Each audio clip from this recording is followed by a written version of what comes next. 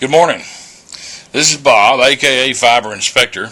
Had a couple people privately email me and ask me more information about the Dutch buckets. So I thought I'd just do a Dutch bucket part 2.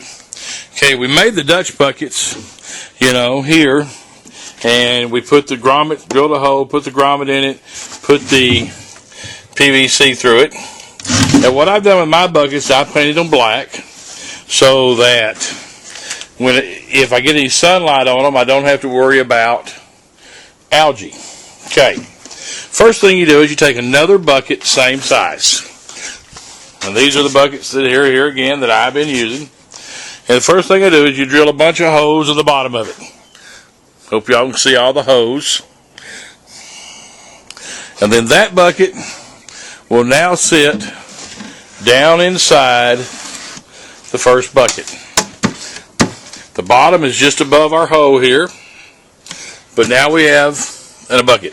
Now what I have, and what I'm using, is I have these big sheets of aquarium filter, poly, fill, whatever it's called. Just cut a square, and I put it down inside. And there it is, okay? Just pack it along the edges.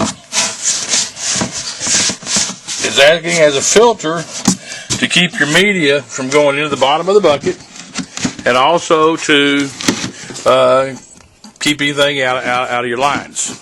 Okay. Now we had cut the lids, like I showed you how to do that. Okay. Now with a Dixie cup, and I showed you another video on how to make your own net cups. This particular top of the Dixie cup is a 3.5-inch hole. So that goes in there, your media, your plant.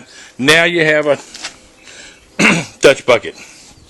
Now, okay, how I'm going to run these, and just like anything else, there's 437 ways to skin a cat. I have black poly line, and I just cut a little piece here to show you. Connectors, tools, and all that. And what happens is I will run a black poly line along the top of my bucket here. I will take a tool, punch a hole in, put a connector in it, and then once I have my connector into my poly, I have a piece of black line.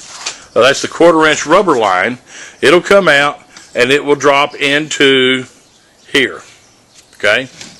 On the bottom, I'll take a piece of 1.5-inch PVC, however length I need it. And this one, mine's actually going to be about 20 feet. I'll drill a hole. Okay. This will then have another piece of, let me get a piece here. 1/2-inch PVC.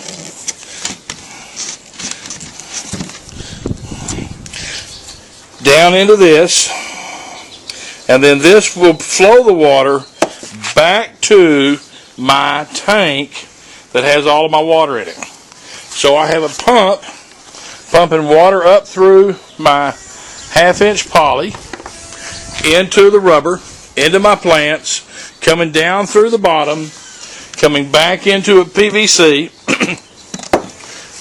sloping back down to my supply tank. And that's all there is to it. Now this year I'm going to try perlite in these. You can use hydroton. You could use vermiculite. You might even use garden soil. There's not a reason why you couldn't. But anyway, that's Dutch Bucket Part 2. Thanks, and remember, aquaponics is fun.